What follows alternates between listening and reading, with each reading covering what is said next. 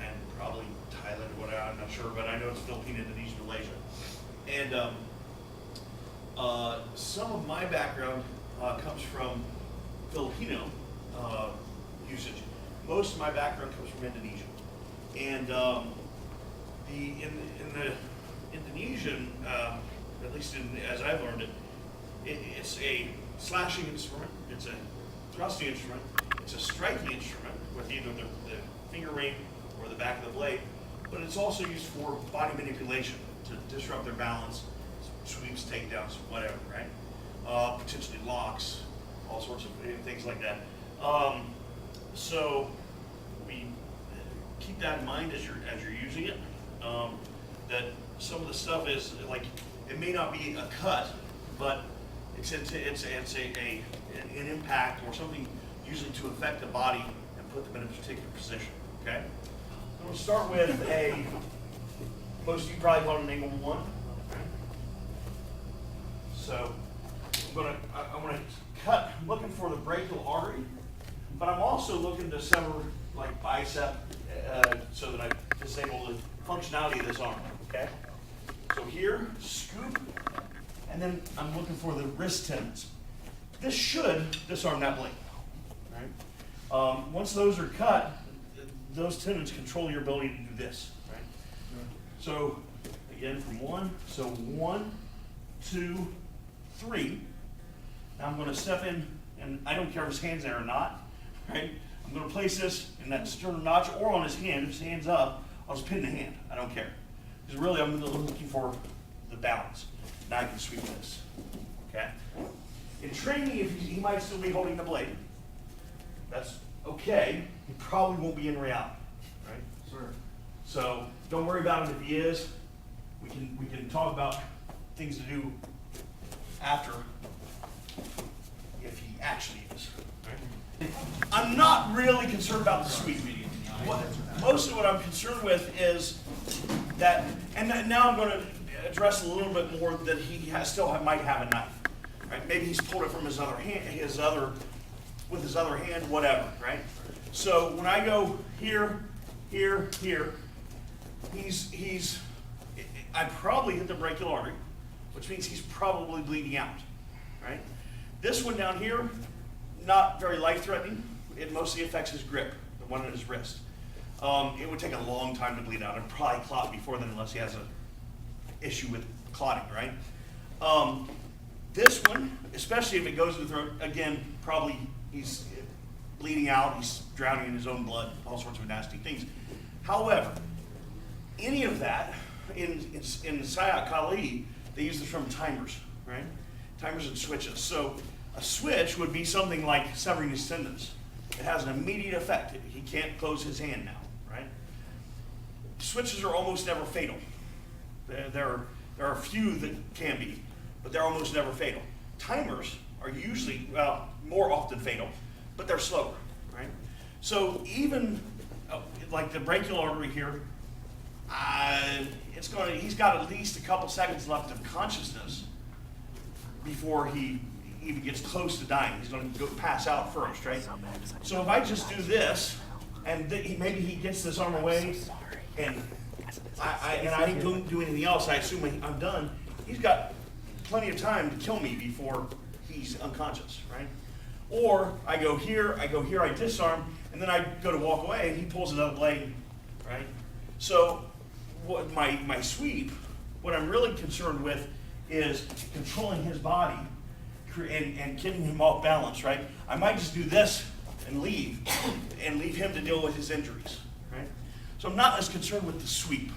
Right? Mostly I'm concerned with not letting him, either keeping control of him or creating space where he has to catch up with me while he's bleeding out to attack me again, right? Sir.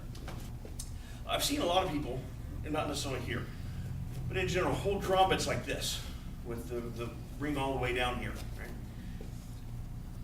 It's not entirely wrong. It's not at all how I was trained. And it feels really awkward to me, right? And when I look at traditional karambits and how small some of the rings were, it doesn't seem feasible that a lot of people could do this, right?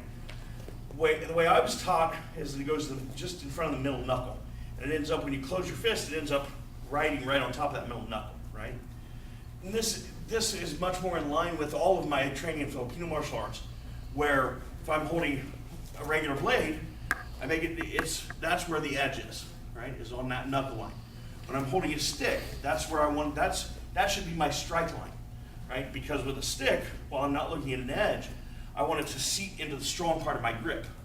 If I'm holding it like this and I hit, it has much higher likelihood of disarm, right? So, we apply the same concept here, so that I hold it like this, and that puts it right on that knuckle line where I've trained myself to cut and strike anyway, right? Now, obviously, with a fist, and I think this is where the other version comes from. People are thinking with a fist, now it's on this surface that I punch with, right? So I see it as valid, but not how I was trained, not how I prefer to do it, right?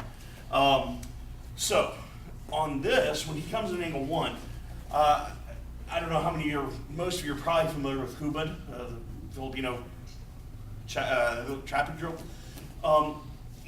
In hubad, I don't want, as he comes in, I don't want to stop this, right? Because if I stop it, he gets to choose where it goes next. And he might, at this point, he can go up right, he can probably go low, but he can go anywhere. He might thrust over my arm, he might drop low and go over my foot. He has a huge amount of possibilities. What I want is, Napoleon has a great quote, or had a great quote, never interrupt an enemy when he's about to make a mistake, right? So when he attacks me, he's making a mistake, right? I don't want to interrupt that. So come through and, yeah, again, yes, okay. So this is what I want. He's still committed to that line. All I've done is stuttered that and given myself time to get where I want to be, right? It creates an opening in the timing. Because at this point, he's setting the timing, right? That puts me behind the action-reaction curve. So I do something that stutters that, and now I'm acting and have hopefully put him on the reaction, okay? So keep that in mind as we're doing this one. So just stutter here, cut, scoop, okay? Trap, insert, okay? I'm seeing people monitor this and cut this, right? Which is okay, but I want to affect him. My personal philosophy, if I have to deal with someone, is from the moment I touch them to the moment I stop touching them, I want them in pain and off balance, right? So, and ideally both simultaneously. So this will cause some pain, but this is causing pain and balance, right? So, but it also gives me firm control over this and affects his structure, right? And there's also a psychological thing that happens that I've seen it time and again over the years, where if this is moving, people tend to cut themselves. It's an accident, but it happens, right? If this is stationary, this can move all around it. This hand knows where it is. And I'm not sure what, there's probably something kinesiologistically speaking. Sure. The answer is why that happens. But with this stationary, I can do all sorts of stuff here and almost never touch that blade. I start doing this, things get a lot trickier. So when I come in, 1, 2, 3, this barely moves. So you're saying no wasted motion? Yes, that too, yes. That too, and also what this does, if you look here, when I do this, I'm pulling away and then going back, right? When I do this, this is already moving towards his throat. All I have to do is remove the obstacle, right? So it makes that much, much quicker. This is the exact same principle as Jun Fan, JKD, and Wing Chun. High reference point, I don't want to do this, right? I want to do this, right? There shouldn't be a reset, a rechamber in that motion, right? So it's the exact same thing. In fact, this technically, at this point, is paksada, right? Just with a blade, okay?